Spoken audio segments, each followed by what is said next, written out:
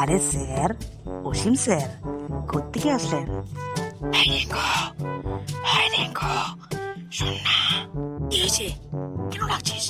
দেখছিস না স্যার আছে সামনে? আরে শোন না বাড়া, স্যারের নোংটা দেখ না, কি বড় কান খিচ্ছিলে। বাড়া তুই চুপচাপ থাকবি। স্যার যদি অল্পটুকু শুনতে পায়, স্যার ওই নোংকু তোর পুটকির ফুটোতে ঢুকিয়ে পুটকির ফুটো পাঠিয়ে দেবে। এই ফুসফুসিয়ে কি কথা বলছিস তোরা?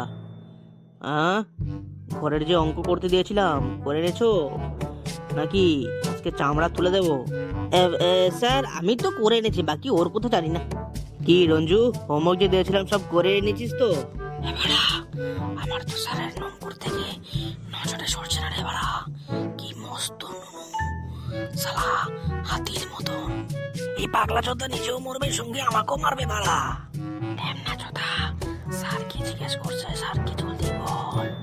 কিরে, কি জিজ্ঞেস করছি তোমায়? একটা প্রশ্নের উত্তর দিতে এতক্ষণ লাগে কি?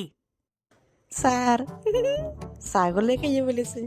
বাবা বাবা, খুব সুন্দর খুব সুন্দর।